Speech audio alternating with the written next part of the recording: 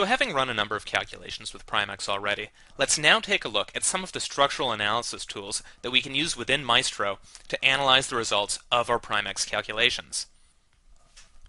Some of the tools that we have available to us are the Density Fit panel, the Protein Reports panel, and of course Ramachandran plots.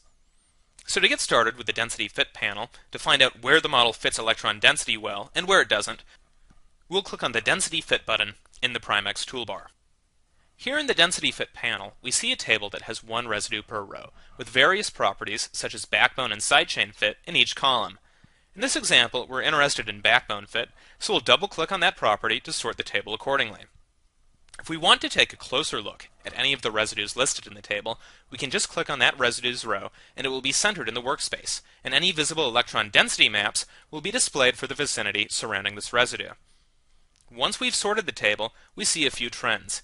Some of the N-terminal residues have poor backbone fits, so they're near the top of the sorted table, as well as some of the residues between 170 and 176, which in this case is indicative of a poorly placed loop. One of the very handy features of the Density Fit panel is this Color by Density button.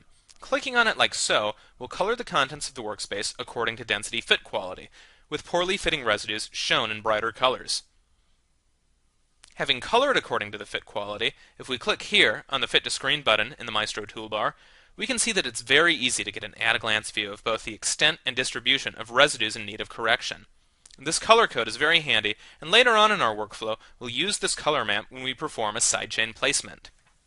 We'll dismiss the Density Fit panel by clicking the Close button, and the next thing we'll do is to take a look at the Protein Reports panel, which is another Primex tool that we can use to get a concise, tabular overview of any potential problems with our protein structure. To open the Protein Reports interface, we'll simply click on the Protein Reports button in the Primex toolbar. Here in the Protein Reports panel, we can automatically generate a table of information for any of the terms shown here under the Display menu. One of the nice things about the Protein Reports interface is that it's very intuitive. So to get a list of bond angle deviations, for example, we simply choose the relevant item under the Display menu and we see a ranked list of bond angle deviations. We can sort the list in ascending or descending order simply by clicking on the column header for deviation, like so. If we modify the contents of the workspace, either by submitting a job or performing manual manipulations, we can update the table at any time by clicking on the Update button in the lower left-hand corner. We'll dismiss the Protein Reports panel by clicking on the Close button. The last structural analysis tool we'll take a look at here is Ramachandran plots. Generating Ramachandran plots is extremely easy. We simply click on the Ramachandran plot button in the Primex toolbar and a plot appears in a separate window. The Ramachandran plot interface is very easy to use as well.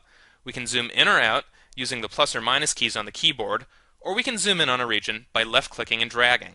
We can scroll across the plot by right-clicking and dragging, and at any time we can zoom all the way out again by clicking on the Refresh button. In the plot, glycine residues are represented as triangles, prolines are represented as squares, and all other residues are plotted as circles. Clicking on one of the plot points will center that residue in the workspace, and hovering the mouse over any of these points will display that point's residue name and information at the top of the plot. Of course, you'll probably want to export some of the Ramachandran plots that you create, and we can easily save a GIF image of the plot simply by clicking on the Save Image button and entering a file name for the saved image.